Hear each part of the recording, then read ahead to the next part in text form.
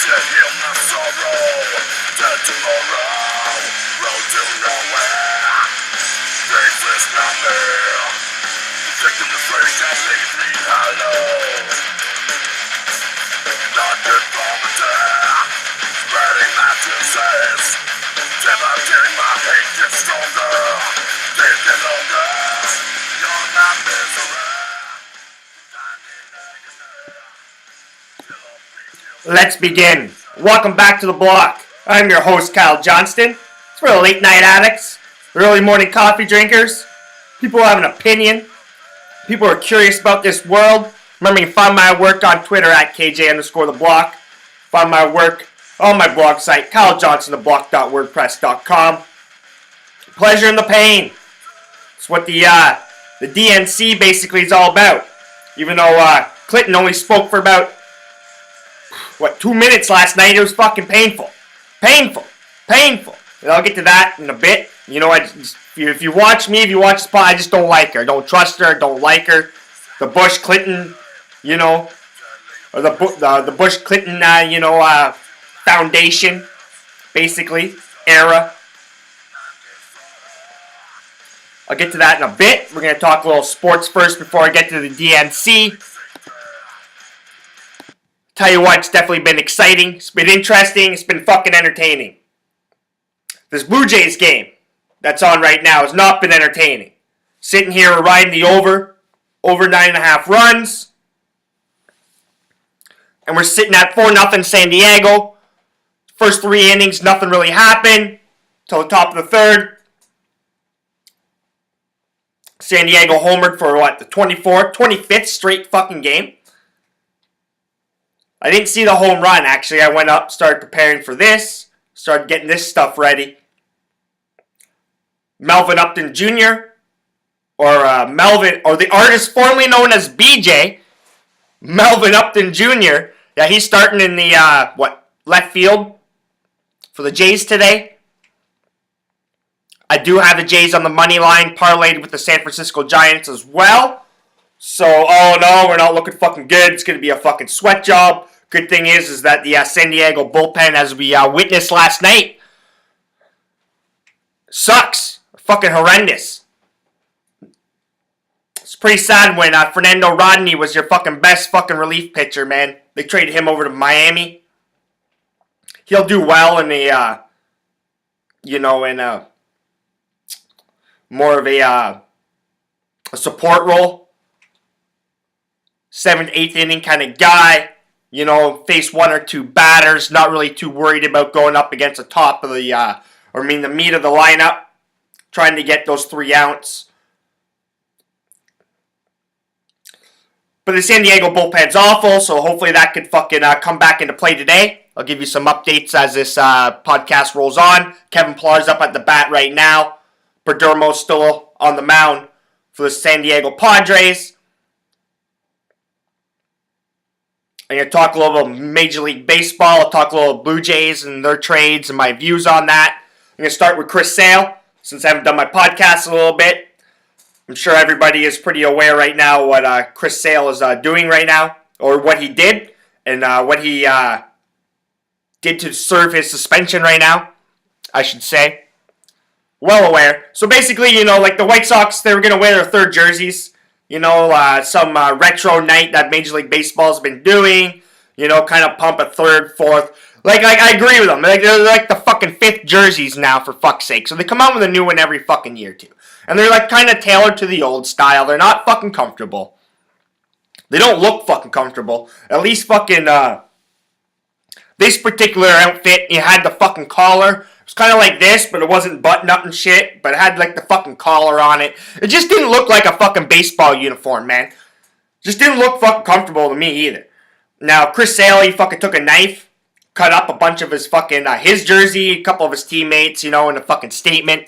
Said fucking, the team in baseball, the White Sox and baseball are fucking, putting business before performance. Which, come on, man.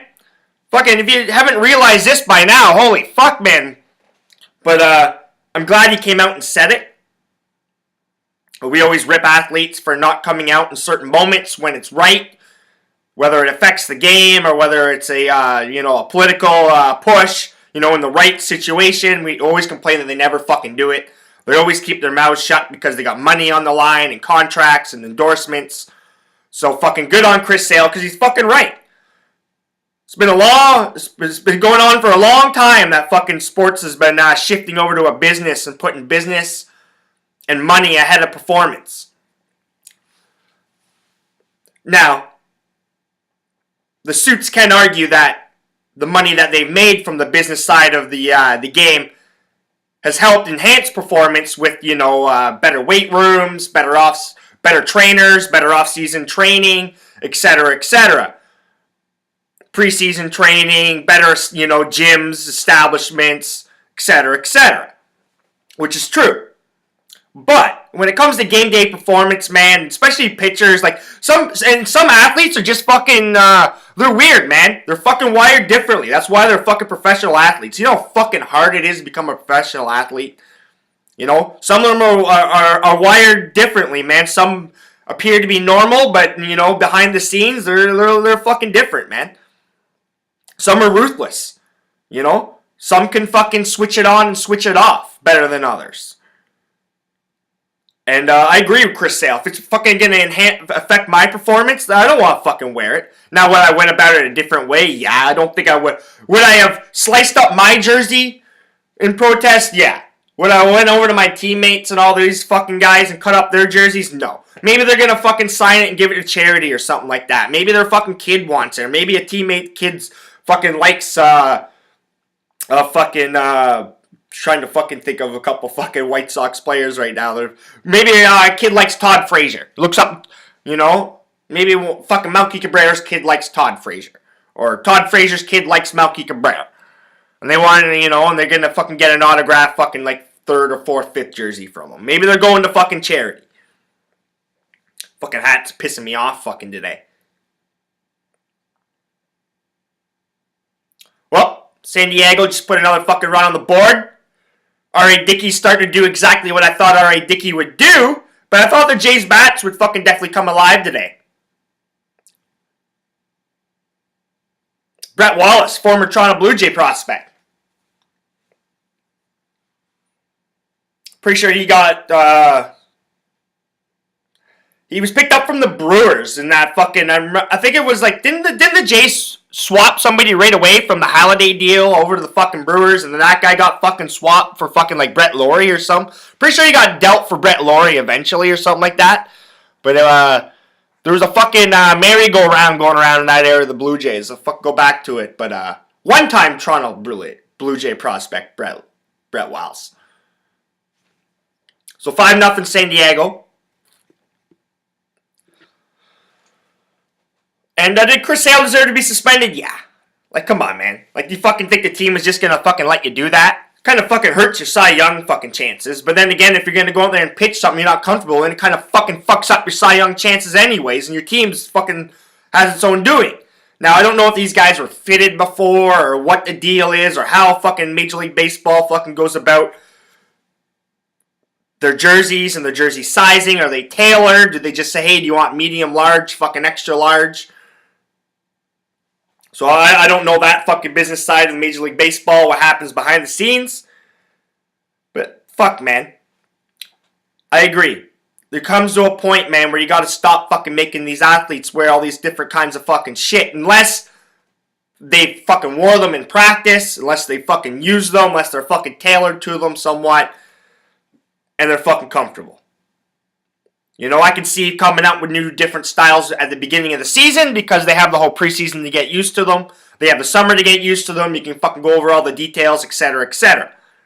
Bringing them in mid-season and stuff like that, man. Like, come on. But don't want to bitch about it too much. He deserves to be suspended. He's fucking right. But yeah, his fucking actions, his actions deserve a suspension. Now, Chris Sale, there's a lot of trade talk going around with Chris Sale right now. I have no idea why the fuck the Chicago White Sox would want to trade Chris Sale. I'd basically be trading anybody else on my fucking roster but Chris Sale for the Chicago White Sox. Boston Red Sox heavily involved. Texas Rangers heavily involved. There's been a couple big teams waiting for a couple big fish, a couple big pitchers to come out on the market. Now the non-waiver deadline's Monday, so they're going to have to fucking make quick work of this. I don't think it's going to get done. I think if anything, he might get moved in the offseason. Kenny Williams, he's a pretty good general manager, president, etc., etc. I think he'll be able to fucking get this shit kind of under wraps. I think his teammates still like him. There's nothing towards his teammates or anything like that. Like, fuck, he stood up for Frazier, for fuck's sakes, when the fucking they told him his kid couldn't come in the dugout. So, I think his teammates like him. He's a fucking gamer, Chris Sale. I said he's going to win the AL Cy Young. There's a fucking... So it's been a weird year for pitching. When you look at who the leaders are in certain categories and stuff like that. Been a very weird year for pitching. Not your usual dominant 1, 2, or 3 kind of pitchers, soaking up most of the categories.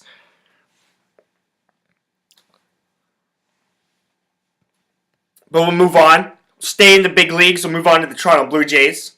Starting to make a couple moves. Like I said, they pick up B.J. Upton. San Diego Padres are basically eating $17 million of the $22 million. So the Jays are paying him $5 million fucking bucks. He's basically playing for the Toronto Blue Jays for free this year. They'll probably pay him like fucking $4 million bucks next year or something like that. Like fuck, man, it's pretty cheap. And that's a foreshadowing. This is one of the first things that popped into my mind because we got LeBron Atkins, Shapiro, fucking combination in Toronto. They're not known as big spenders. They're not known as, free spending general managers and front office personnel. Toronto Blue Jays, owned by Rogers, are known around the GTA, especially, I'd even say in the Major League Baseball world, as they don't like to spend fucking money. They want to make money. Yeah, they want to win, I guess. If it happens, if everything fucking falls into place properly, I guess they'll take it. But they want to make money, man. They don't want to spend money to make money. They just want to fucking make money. And they're good. If you go look at this company, they're fucking damn good at making money. Fucking one of the richest fucking owners in all of sports. If not the richest, arguably. From his fucking side projects, his fucking telecommunications. Rogers Telecommunications brings in fucking $3.5 billion last year, something like that alone. And their assets worldwide, it's fucking crazy. So they got the money, they just don't want to fucking spend it. And that's the first thing that kind of fucking hopped in my mind. A lot of people are talking about, this is a trade for next year because Saunders and Batista and Encarnacion are all fucking free agents. And this, you have them locked up for next year, so he kind of replaces one of those outfield positions. Because you could potentially lose 2/3 of your starting outfield. Yes, that makes sense. I do see that side of the trade. And and that impacts it, for sure. That is a big reason why they went out and did this. I also think a big reason why they fucking made this trade is because they're fucking cheap. The Jays are cheap. They only got to pay $5 million to this motherfucker.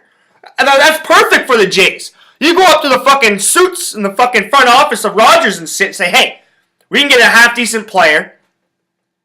We can have him for next year. And all we gotta do is pay him $5 million and the fucking Padres are gonna cough up 17. Fucking owners are saying fucking right. Fucking right. We can get a fucking average player, average to good player, and we only have to pay him $5 million. We don't have to fucking really pay him this year. Cheap. And that should be fucking worrisome for the fucking Toronto Blue Jays fans. Cheap. They're gonna try and fucking upgrade. They're gonna try and improve this team, but cheaply. They're not gonna spend money. They're gonna have to move money if they want to bring anybody in that has a fucking large salary. They will be rental fucking players, but not fucking the top echelon. Not the top fucking top fucking few, top ranking fucking rental players out there. So they're cheap. It's the first thing that popped in my mind. I haven't really heard too many talk radio around here talking about it. That's the first thing. It's like, wow, holy fuck, they only got to pay him $5 million for fucking a year and a half, a year and a third of service. That's fucking perfect for the Jays. That's exactly who they are. They want to win cheaply. They want to make money cheaply. And It's not going to get it done unless everything all falls into the right place, and that's exactly what they're fucking hoping for. Now, does it help the Jays? Yeah, it helps the Jays. It gives them some fucking depth. Gives them some opportunities to rotate the lineup around defensively. Gives them another bat. He brings speed. He's not a bad player. It just shocks me how fucking cheaply the fucking Jays might go about this. Picking up Joaquin Benoit for Drew Storen. I can't really correlate those two trades together because Drew Storen fucking sucks. And they got to get Drew Storen out of that clubhouse because it's just going to be negative. They already designated him for assignment. Joaquin Benoit's got like a 5-point-something ERA. He's not having a fucking very good year either. Fucking old arm. Probably, who did they fucking pick up last year? Fucking, the fucking, reliever fucking last year, man. I was just talking about him the other day, man. From the Rockies.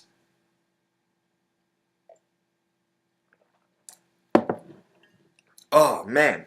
I was just literally talking about him 2 days ago. That's exactly the kind of guy that, you know, like, they're hoping Jason Greeley could fucking be him.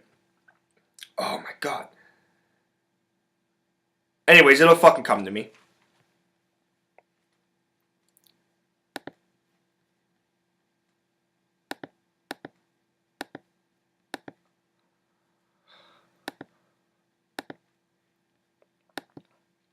So the Toronto Blue Jays, they're not done yet. They're going to make another move or two. They're going to pick up a fucking pitcher.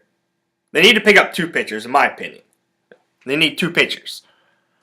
But they're not going to do it, they're not going to do it in style like they did with AA. Oh, no. They're going to try to do it cheaply. They're going to try not to give up too many assets. They don't really have a whole lot to give up. So Jays fans, hold on. It should be an interesting ride till Monday. But even then, you got the waiver deadline, in August sometime. So you got time. You got time.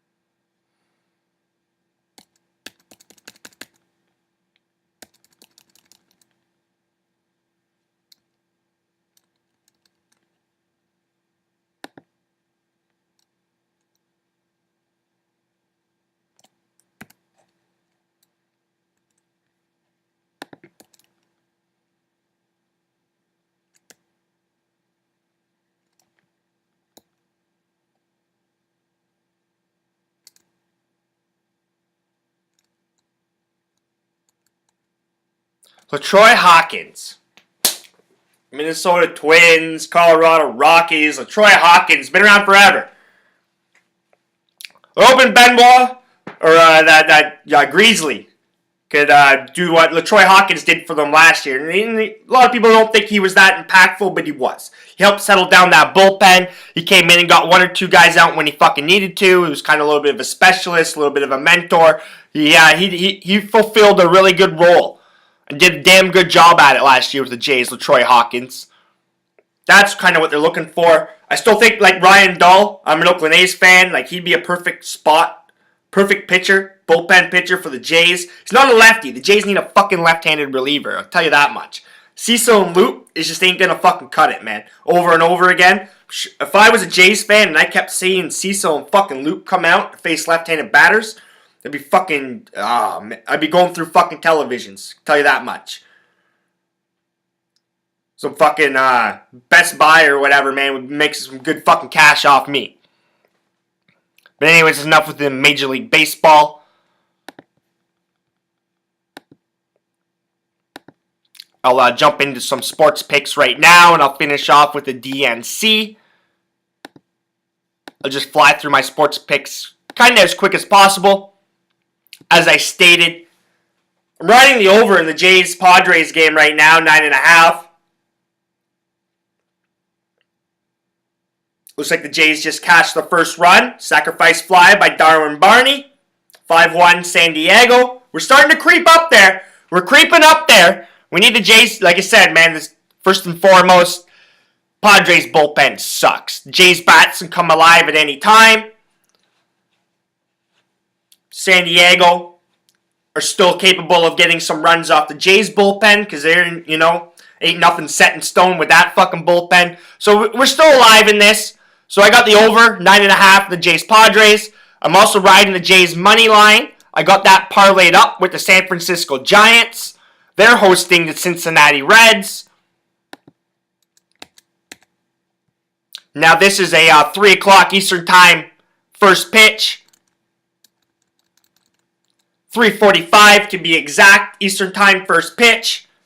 Madison Bumgarner's on the mound for the San Francisco Giants. Dan Straley's on the mound for the Reds.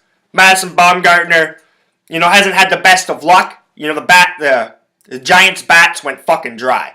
Now they got a lot of guys hurt. Hunter Pence, Joe Panic. They got a couple guys hurt. Brandon Belt was in a fucking hell of a slump. Got him on my fantasy team. He hit a home run the other day. Hopefully he can snap out of it. I really need him to. Just picked up Joey Gallo from the Rangers, taking a flyer on that kid. But I like the San Francisco Giants to get it done. The Reds aren't that good of a fucking road team. They're much better at home. Dan Straley's kind of running out of gas a little bit. He came off Tommy John, some injuries not too long ago. Didn't have the best of seasons last year. So he hasn't pitched this consistently this deep into a season in a little while. So I look for him to hit the wall a little bit, which we've been kind of seeing. He's been kind of up and down. So I like Madison Bumgarner to get the job done. I'd love to see Madison Bumgarner go fucking deep and help the cause.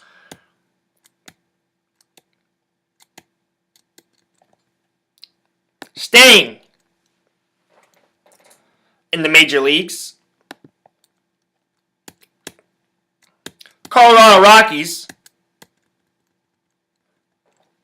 They're on the road in Baltimore, taking on the Orioles. Bundy takes the mound for the Orioles.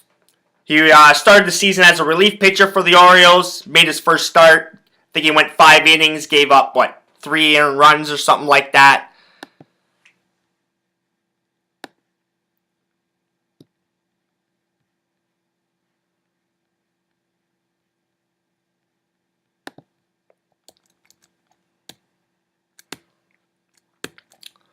So yeah, Bundy is making his third start.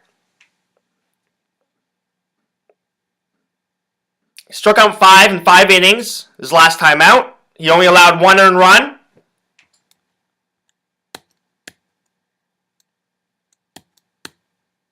He was kind of used as a long reliever, so he's used to stretching it out.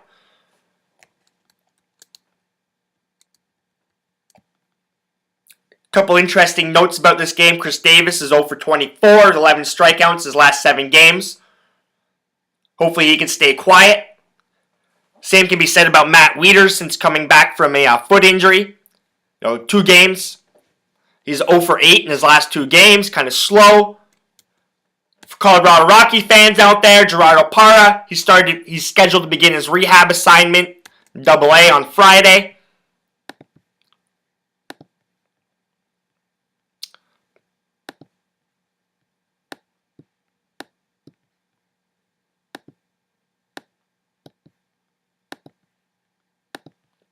But anyways, John Gray's on the mound for Colorado Rockies. As it stands right now, it's minus 160 for the hometown Baltimore Orioles.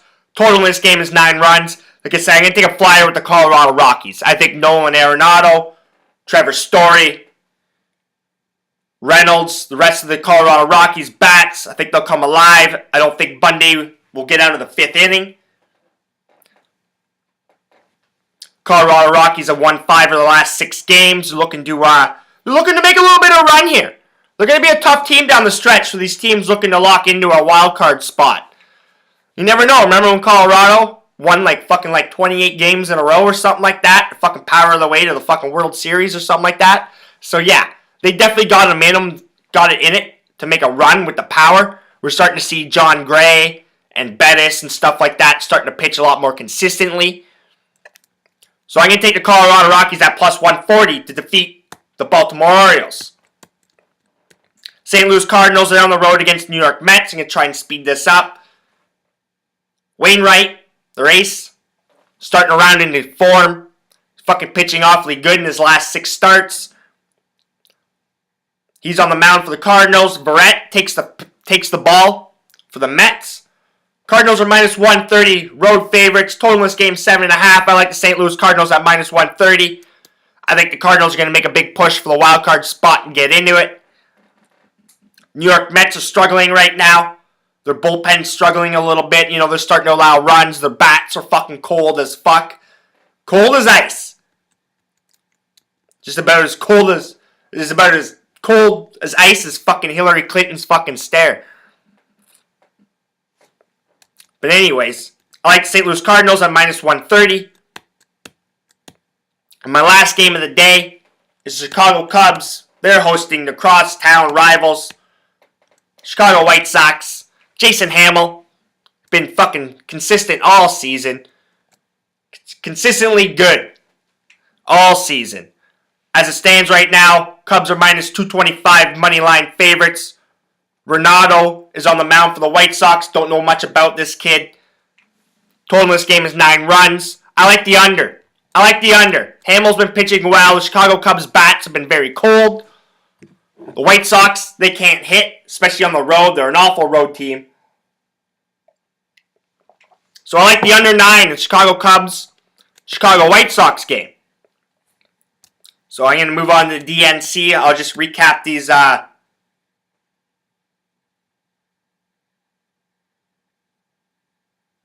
Nice fucking play by Donaldson. Tell you what, man. You Toronto Blue Jays fans are definitely should just sit back and enjoy Josh Donaldson. Like I did for 2 years in Oakland. Fuck, that guy just makes plays, man. He's just a baseball player. Like, I could see him playing back in the day, in the 40s and 30s, no problem. No problem. Sandlot, no problem. Josh Donaldson, no problem. He's the guy I want on my team, man. I can tell you that much. He's single-handedly, I think, kind of turned that clubhouse around, man. Just the way he plays. There's something about him. The ball always seems to find him, too, right? Something about those really good players, and the ball just always seems to find them. Hell of a fucking play. Ari Dickey's struggling. Padres have a guy on second. Come on, we just need a little poke. Hang one up there, Dickey. So anyways, I got the over 9.5 Padres Jays. We got the Jays money line parlayed with the San Francisco Giants money line. I like the Colorado Rockies at plus 140. I like the St. Louis Cardinals at minus 130. And I'm going to take the under 9 in the Chicago Cubs, Chicago White Sox game. I'm going to move over to the DNC here. I don't even know it was. Nice, fair ball, smacked a double. Matt Kemp comes around to score. That's beautiful. 6-1 Padres. We need 2 runs. Keep Dickey in here for about another to finish this inning. Just keep him in there. Here comes Gibby pointing to the bullpen. Come on, Gibby.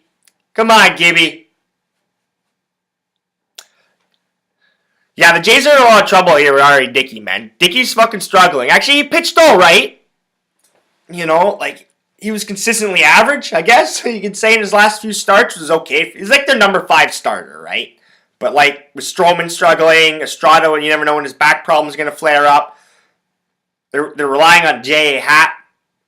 And then you got fucking Sanchez. And I'm gonna talk about Sanchez tomorrow. But fucking... And they got Sanchez. Question mark. I'll leave it at that. But yeah, the DNC, or should I say the fucking MTV fucking movie awards, or fucking, what else? Or was it the fucking, I wouldn't say fucking Oscar. It was the MTV movie awards last night. Like, you know, like, I I can't sit there and listen to the praise and the heat and hypocrisy of the fucking media when they sit there and talk about the Clinton Foundation and the Clinton campaign and stuff, so I can't watch it as much. It's fucking just irritating, but I do. I suck it up. But I'm fucking flicking it over to the old CNN yesterday, and I thought I was watching the MTV Movie Awards in fucking Philadelphia, man. They got fucking like Boys to Men sitting on stage fucking singing. Alicia Keys fucking bopping and bouncing around. You got all these fucking celebrities walking out like they're fucking about to give out awards. Meryl Streep and fucking Sarah Silverman. What the fuck is Sarah Silverman doing there? Some Demi Lovato? Fucking some Moritz girl or Shoal Moritz? I don't even know if I'm saying your last name right. Who the hell are you? What have you done? But they're just rolling out celebrities in the media and people are just gushing about it and this and that.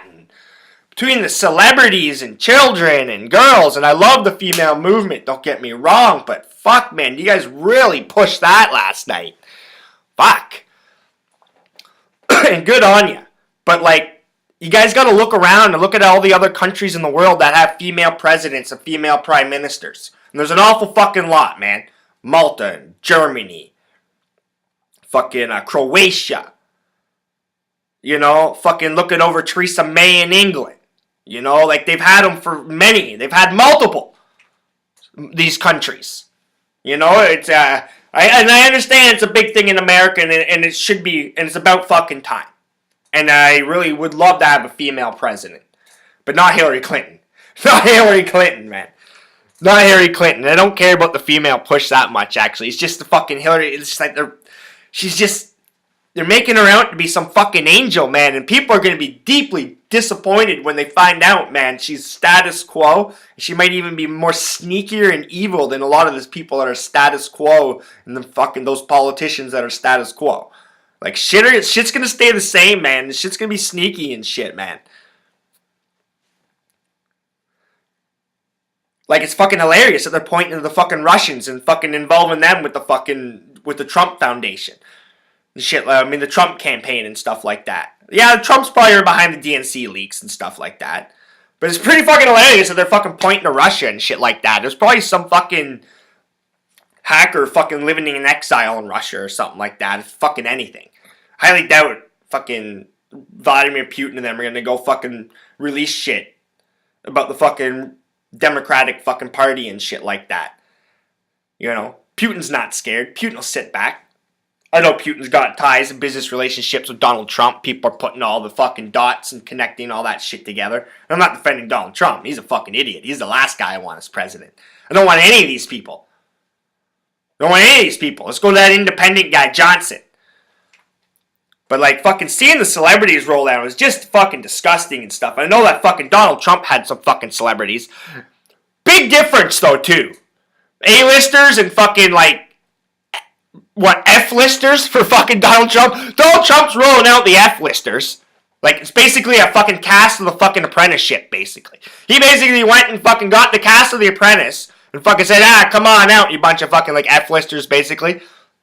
With credit, I understand Hillary Clinton's rolling out the A-listers. Like, I give her some credit for that. And I also understand the A-listers are going to side with Hillary because it looks good on them, their fucking image, stuff like that. I don't know how well versed fucking half of these fucking celebrities are in politics. I don't know. Never really heard them talk about it too much. I just see them show up at these fucking events fucking once every 4 years. Like Meryl Streep. Hallelujah! Well, Meryl Streep, look around the world, man. Look around the world. Maybe you could have mentioned some of that shit. Hillary Clinton joins the ranks of Angela Merkel. You know? Hillary Clinton joins the ranks of fucking the girl in Croatia that just got, elected. But I'm going to get into that in a little bit, though. But yeah, the F-listers that Donald Trump had, basically, he had the fucking Duck Dynasty guy. Willie Robertson. Like, I've never watched an episode of Duck Dynasty in my life. Never even fucking flipped it on because I was curious. It just, I'm not going to be fucking watching that kind of shit. That's just awful television. Chachi, he was there. It's fucking pretty hilarious. Again, I'm not old enough to really get into Happy Days. That's not my style. I see my parents watching it every now and then. I don't really know fucking what he knows about fucking politics. That ain't that Antonio Sabato Jr. just looked like a fucking idiot on television talking. He just looked like an idiot. You know, he's a fucking General Hospital guy. I think he does the Chip and Dale thing down in Las Vegas or whatever. Yeah. Who?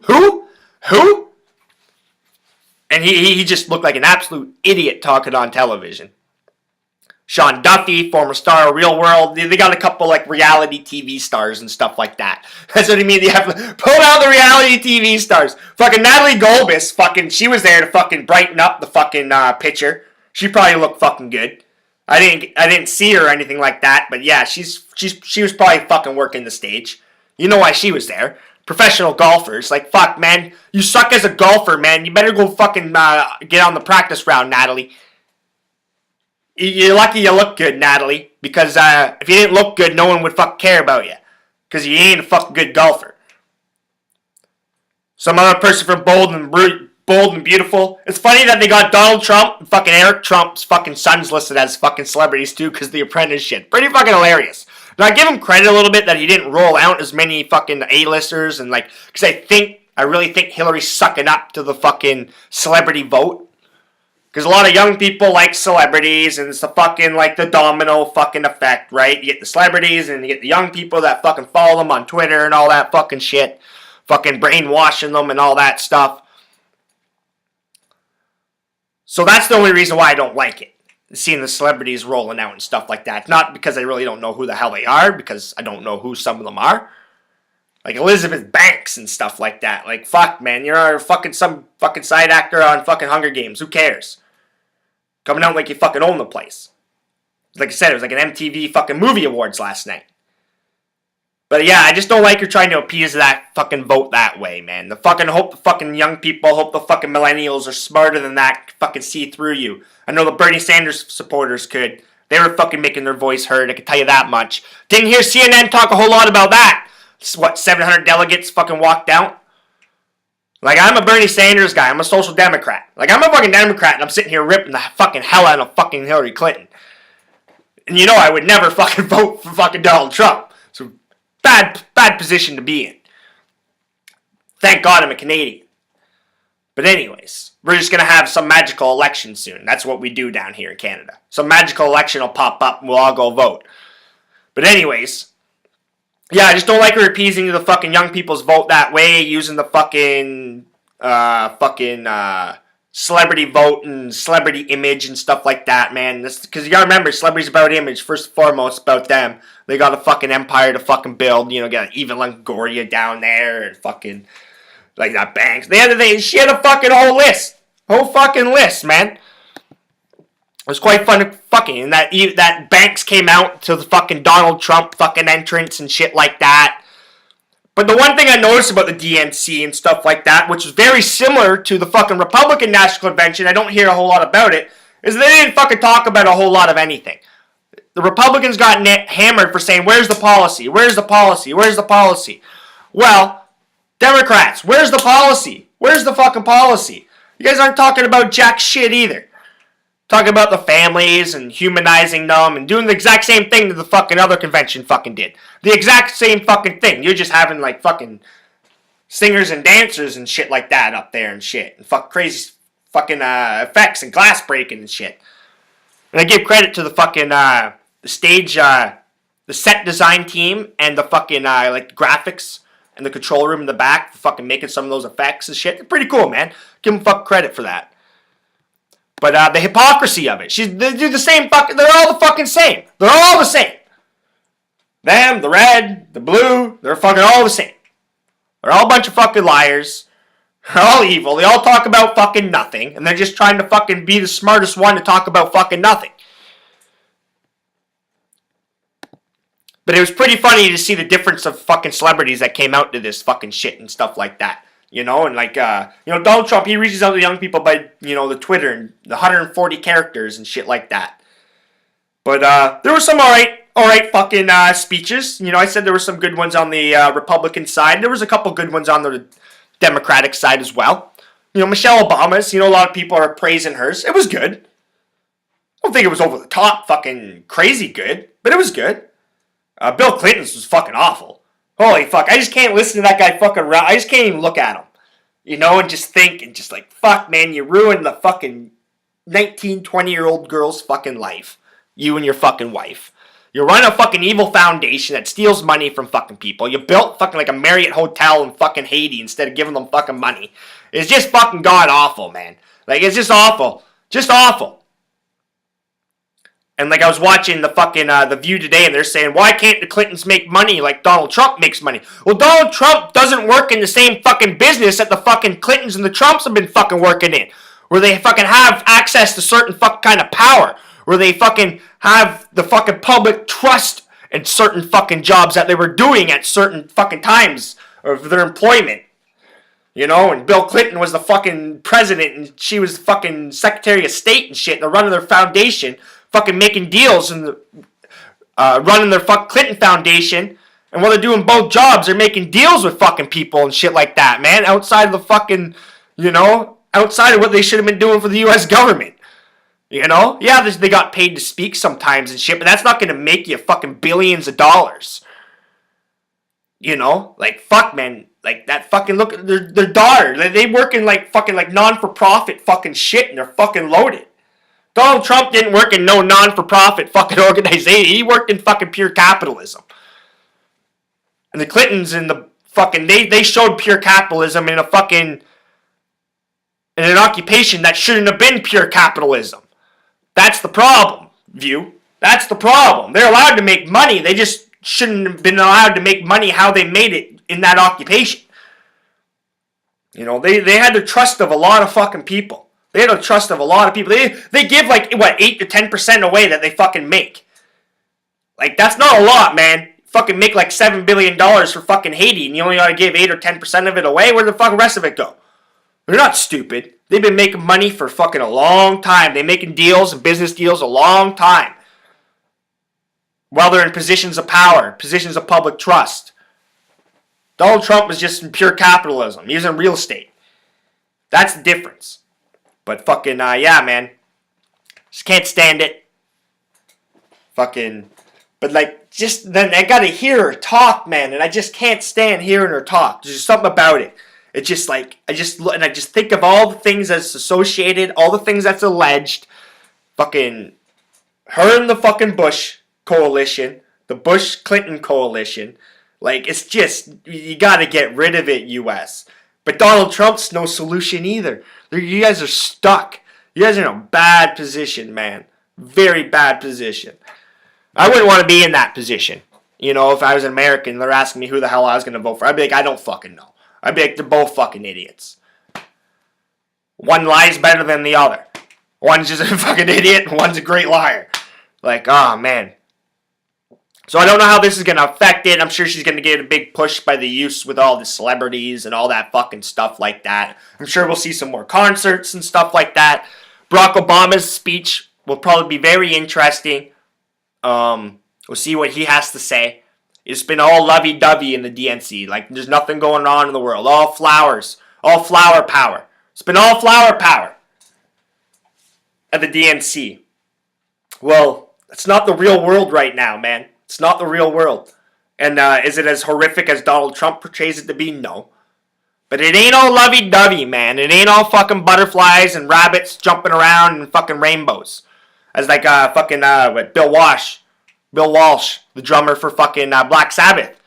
Remember I was watching a documentary with him. He once stated about when Black Sabbath first formed and they were coming up as a young metal band.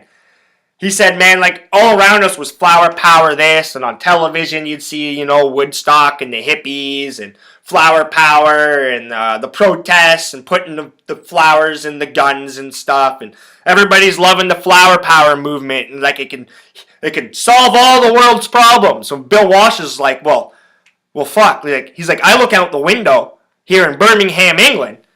I look out the window, and I see some guy on the corner getting his ass kicked and boot stomped for his jacket and shoes. I don't see no flower power solving that problem. You know, he's like, that's the environment we lived in. That's what we grew up in. That's kind of where Black Sabbath came from. You know, and, you know, it's kind of in between the two extremes. You know, like, I want to hear what they have to say about some of the, you know, situations going around in the world. And basically, from both parties, I want to hear how the fuck you guys are going to do this. I'm tired with it. You guys are both dancing around fucking subjects left, right, and center. Tell me how. How and why. How and why. How and why. Right now, you're kind of dancing around why. I'll leave it at that. But get ready for the Celebrity Power tonight. Pretty fucking hilarious. And yeah, for everybody, go check out how many female presidents, prime ministers around in the fucking world. Fucking lots.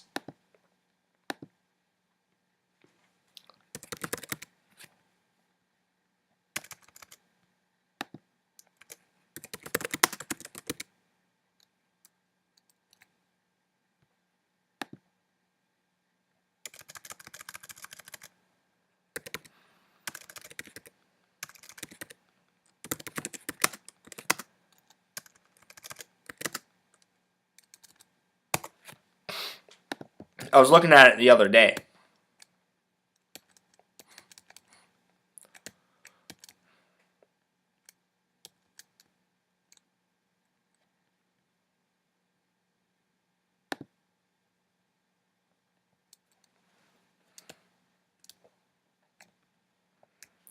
Alright, this is from Time Magazine. So, like, come on. Pretty legit. Pretty legit. So, when was this? Usually they say as of, right? So this was September 15th. I don't know what year. But Time takes a look at 13 women who have made it to the top. Helle Thorning-Schmidt, Prime Minister of Denmark. Yingluck Shinawatra, Prime Minister of Thailand. Angela Merkel, Chancellor of Germany. Now, Kirchner, she ain't the president of Argentina anymore, so this is obviously a little old. You know, I've been finding some around 2015. I found one that was 2016, and it was like chronological order. It was fucking awesome. But Kirchner, you know, she fucking told the IMF to go fuck themselves and shit like that, and she doesn't like the United States very much, and yeah, she got kicked down, she got ousted pretty quick. But she might have had her hands on some fucking murders and shit like that, allegedly, and stuff. Like, she wasn't a chick that was, if you want, Hillary Clinton, very similar, but she does a shit by omission. Very similar fucking girls, man. Very similar fucking girls, man. Yeah, very scary. Dilma Rousseff, President of Brazil. Julia Gillard, Prime Minister of Australia. Ellen Johnson Sirleaf, President of Liberia. Hasina Wajid, Prime Minister of Bangladesh. There you go. That's pretty cool. This is a cool one. Joanna Sigardorty. Sigardortur. I can't even pronounce. She's the Prime Minister of Iceland.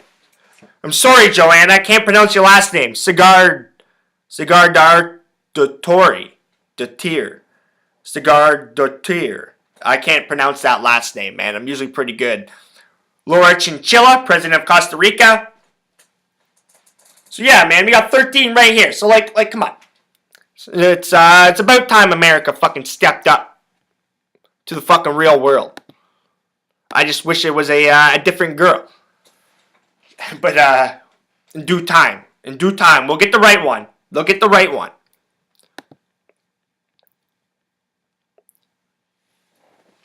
Toronto Blue Jays smacked in a couple runs. Pilar just smacked a double, drilled in 2 runs. It's currently 7-3, so you can cash that over. Over 9.5. R.A. Dickey, I didn't expect him to give up 7 runs. I was expecting about 4 or 5, to be quite honest with you. 7's a little much, but we'll take the over. I got more money on the over anyways than I do on the parlay. But, as I keep stating, the San Diego Padres bullpen is quite awful. That was Perdomo still in the game, though. That's the starter, giving up this double. Hopefully they make a turn to the bullpen. It's pretty crap. We got 2 out, runner on first. We need another hit. We can get this 7-4 going into the 7th. The last 3 innings. Not too bad, not too shabby. I think we got a shot even maybe in a comeback. They're probably a little shaky from last night too, with the wild pitch and Devin Travis running in from third base. Walk-off wild pitch. Toronto Blue Jays took it 7-6. They were down 6-4 in the 13th. Tied 4-4, went down 6-4, ended up winning 7-6 in extra time. But you can cash that ticket. Put it on the board. Cash it. Anyways, glad you can join me. Remember to find my work on Twitter at KJ_theblock. Find my work on my blog site, KyleJohnstonTheBlock.wordpress.com. This is where we talk sports, where we talk handicapping, a little pop culture. Provide you with some much needed music.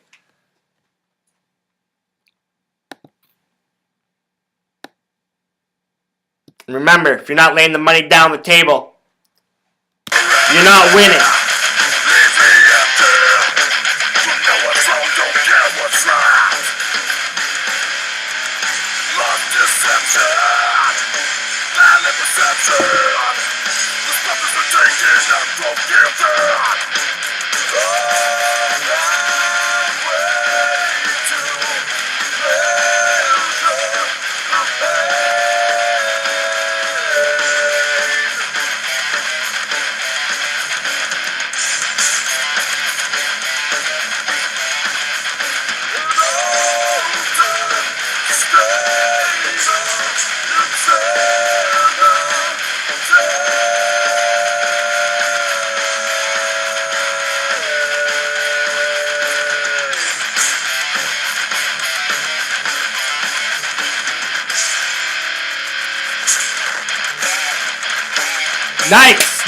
Nice. You suck, Rosales. It was awful. Here's what I mean about San Diego, man. They're just a couple plays from disaster. That mean you got Batista? Travis hitting ninth today, or is Tolley hitting ninth? Fuck, hope it's not Tolley.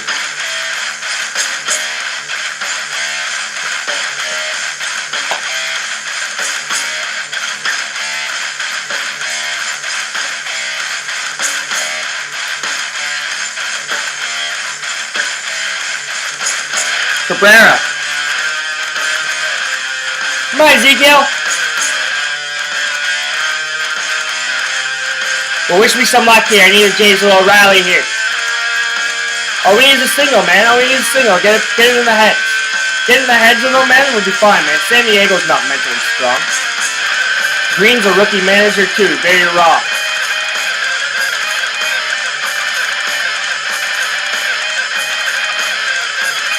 Nice! Attaboy, Carrera! Attaboy!